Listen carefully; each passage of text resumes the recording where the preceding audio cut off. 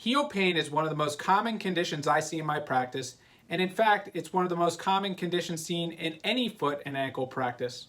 Tonight, I would like to discuss with you the three most common warning signs of plantar fasciitis. Plantar fasciitis is pain in the heel, and plantar fasciitis is a condition where the plantar fascia, which is a ligament is a soft tissue structure, becomes agitated and causes pain. In order to have a better understanding of plantar fasciitis, we really need to understand the anatomy here. And I'm going to try and show everybody the anatomy of what the plantar fascia is and what causes the condition and how we may treat it. So if you look at this simple foot skeleton model here, we have the heel bone. The heel bone is the calcaneus, and right here is the tuber of the calcaneus. That's the actual part where the bottom of the heel touches the ground. And there's a ligament called the plantar fascia, which is like a rubber band that expands all the way across out from the heel to the ball of the foot. And if we look on this radiograph, we can see a little more closely. If we look on this radiograph, here's our heel bone here. And this is a soft tissue structure, so you're not going to see the plantar fascia on the x-ray, but this soft tissue structure starts right here. And this particular patient actually does have a bone spur. You can see this heel spur right here if I move my finger. And the plantar fascia, and you can see the shadow of it on the x-ray, but it goes all the way to the front of the foot, right around the ball of the foot. And the most common area where people will feel pain with plantar fasciitis is right here at the heel, where it originates or starts off the heel bone. So I would say the majority of patients feel the pain here. Some of the patients will feel pain in the middle of the foot, which we call the mid-substance of the plantar fascia, where people will complain of cramping or aching in the arch of the foot.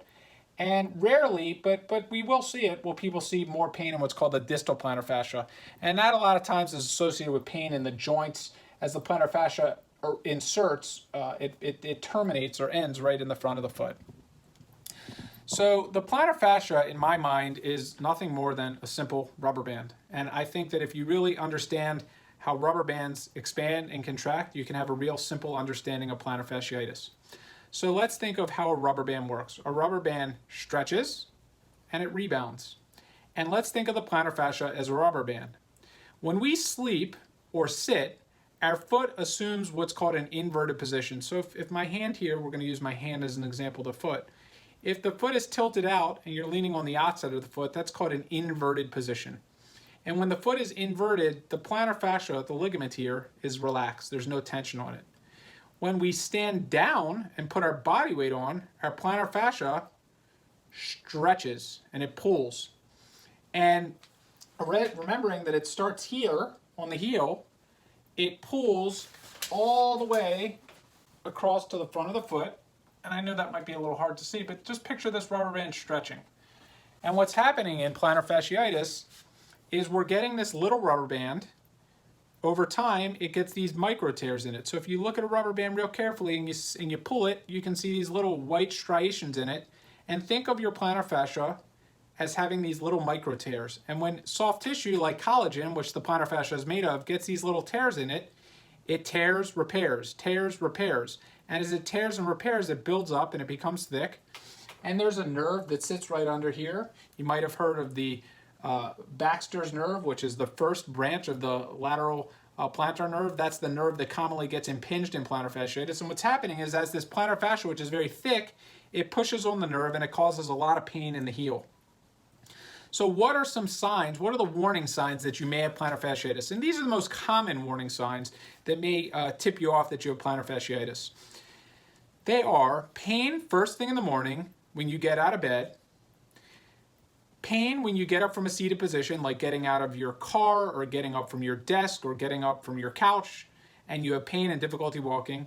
And then finally, pain that actually eases up after you walk for a little while. And going back to our rubber band, what's happening again is our rubber band, when we sit or when we sleep at night, our foot, remember, assumes that inverted position. And when the foot goes from inverted to what we call everted or flattens a little bit more, that rubber band will now go from a relaxed position to a pulled position.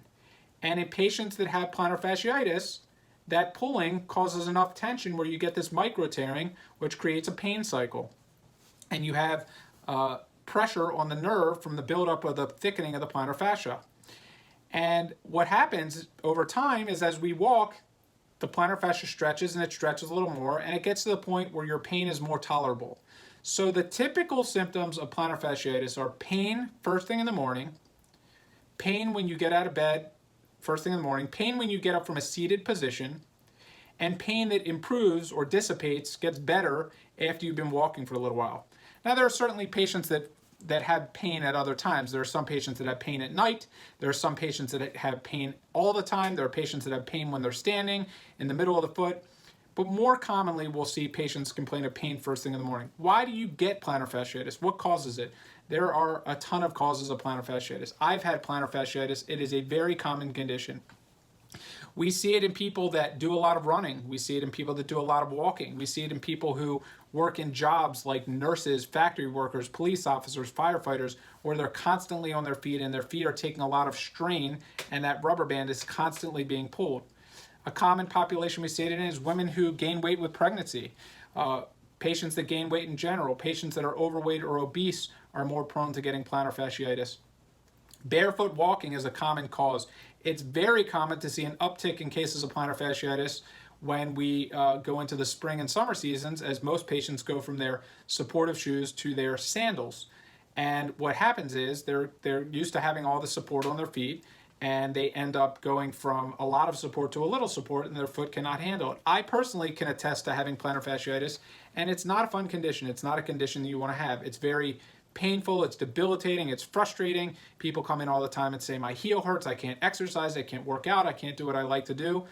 But at the end of the day, it's not a condition that will go away on its own. It's very rare that plantar fasciitis just goes away. As a matter of fact, I tell patients it's a proactive condition, meaning if you want to get plantar fasciitis better, you have to be willing to treat it. And again, throwing myself into this equation, I can attest to that. I had heel pain, and I actually had some tendon pain, which is frequently associated with plantar fasciitis, and I played around with it for a little bit. You know, I will admit it, I was a little bit of a non-compliant patient my first few weeks of having heel pain, but I did not want to suffer and I did not want to be inactive, and I'm very active. I like to exercise, I like to play sports, I like to ski, and I had to heed my own advice and I had to start treating myself. So what are the treatments? How do we get this condition better?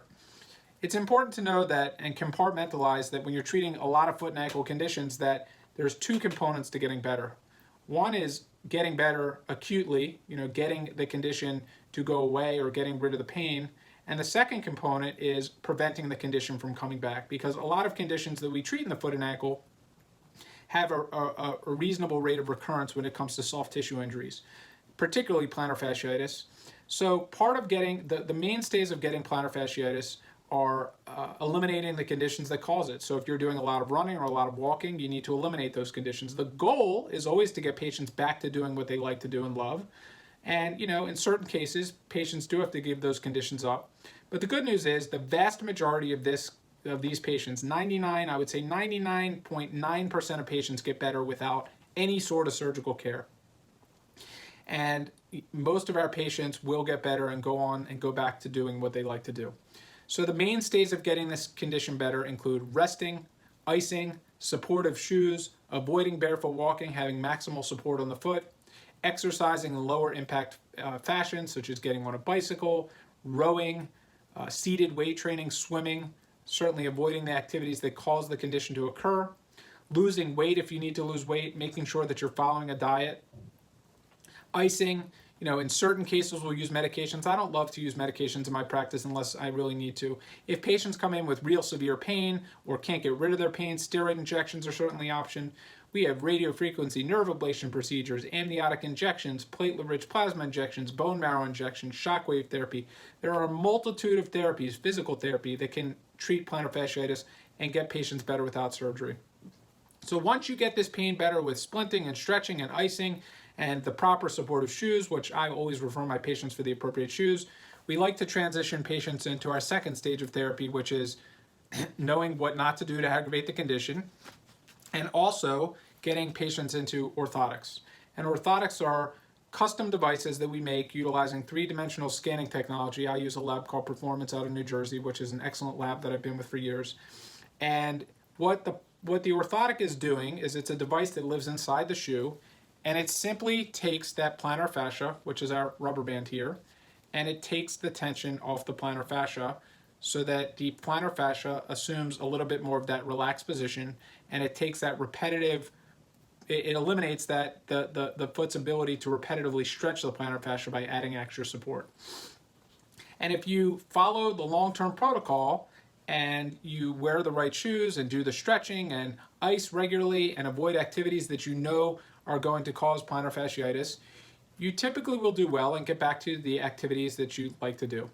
So the most important things are understanding and identifying the warning signs of plantar fasciitis, which are pain first thing in the morning. If you notice pain first thing in the morning, if you notice pain when you get up from a seated position, or if you notice that this pain goes away after walking for a certain period of time, always consider plantar fasciitis as a possible diagnosis.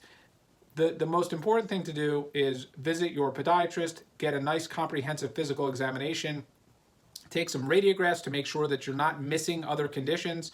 It's important to know, I want to point this out, I think this is a big misconception. A lot of patients will come into the practice and they'll say, I have a heel spur. And patients always think that the spur is the problem. And if you look on this x-ray, again, this patient does have, this x-ray does show a heel spur, but there are tons of cases where we can take an x-ray of the other foot that's asymptomatic and there will be a heel spur. And there are tons of patients where we can take an x-ray and there is no heel spur and the patients still do have plantar fasciitis. And in my experience, and I've seen this one time in my career, and I've been in private practice for, this is my 14th year, and I did residency, so I've been doing this for over 17 years. And I can tell you that I've seen one heel spur cause a problem, and that was from a traumatic fracture, and I've seen it in residency. So the soft tissue is the problem. It's very rare that the bone is the problem. And just understand that there are warning signs, and a good physical exam by your podiatrist and a comprehensive treatment plan is generally what it takes to get you better, keep you out of the operating room, getting you back to running, walking, the elliptical machine, staying active and staying healthy. Thank you. Have a great day.